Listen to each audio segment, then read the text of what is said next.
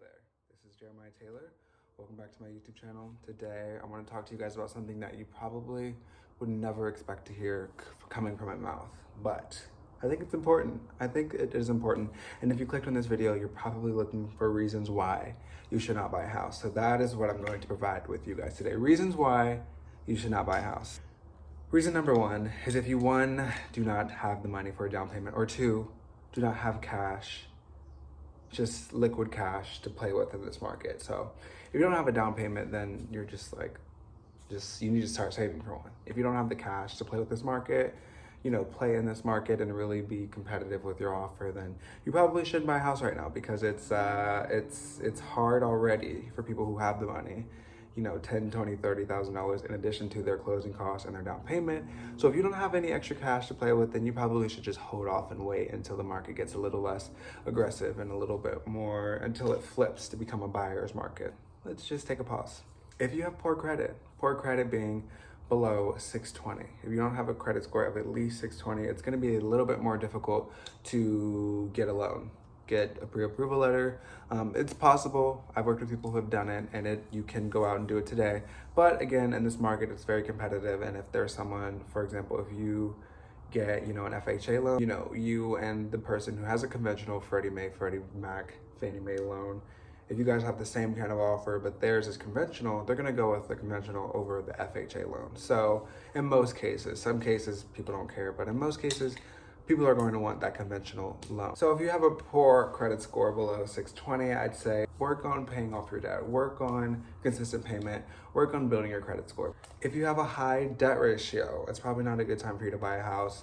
If you're paying more than 43% of your earnings each month towards your debt, then, work on paying that down, work on getting it lower, because, the lender is going to look at you and say you are already kind of overextending your current budget. So adding a mortgage payment on top of that is just not going to look good. And, throughout our lives, there's ebbs and flows in our income. So, let's say you lose your job. Let's say, there's a downturn in the economy.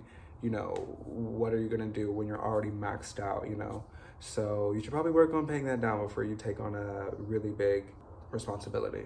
So you have little or no job security. Most lenders are going to want to see 2 years of consistent pay stub, if not from the same company, within the same industry. Let's say you're a contractor, if you've hopped around a few companies, maybe 2 or 3 times in the past 2 years, maybe that will be okay. But if you were a contractor and then you were a bartender and then you were a teacher, like if you're just hopping around industries, that's not going to look good. So you want to be in a career path, the same industry, if not the same job, for at least 2 years. So if you tend to move every year, or if you tend to, travel a lot, or if you tend to not really stay in one place, I would not recommend buying a house, just because you're going to be stuck in that house. You're going to be locked in that house.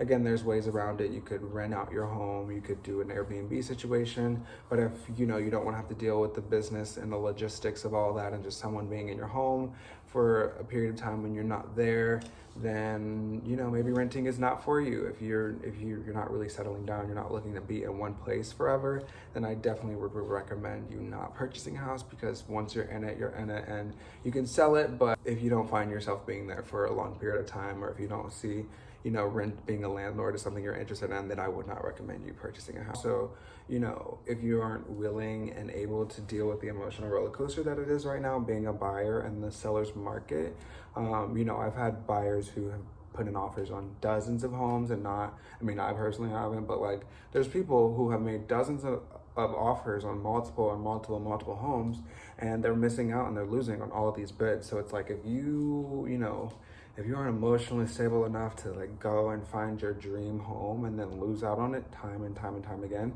then this market specifically may not be for you, because it is not easy for anyone involved. Even if you are one of the lucky ones, like my clients that are winning and getting into their homes, it's still not easy for them. Like this past client, they offered on like 6 different homes. So it was like, seventh time's the charm. So, you know, if you're able and willing to go through that process and be patient with your realtor, my thing is I'd rather turn you down than let you down. And I feel like giving you these facts of my personal opinion. And, you know, I feel like if you don't really meet any of these things, like, you know, you don't have the cash for a down payment, you don't have the cash to play in this market, you don't have a good credit score, or if you can't make a decision quickly. You know, if you can't make a decision quickly in this market, it's like these homes are being on the market for a few days and then they're gone. So if it takes you a week to make these big life decisions, then maybe this might not be the market for you. You might want to rent until this market calms down, because, you know, my clients, we viewed a home for 15 minutes and they're like, let's do it. I wrote the offer that night, they signed everything, and, you know, we won the next day. So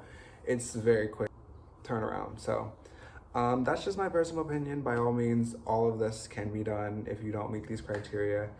It just would be a lot easier if you did. So, but to each their own. You do what you want to do. You're an adult. I'm an adult, and we're going to do what we please. So thanks for watching this video. Goodbye. I'll see you in the next one.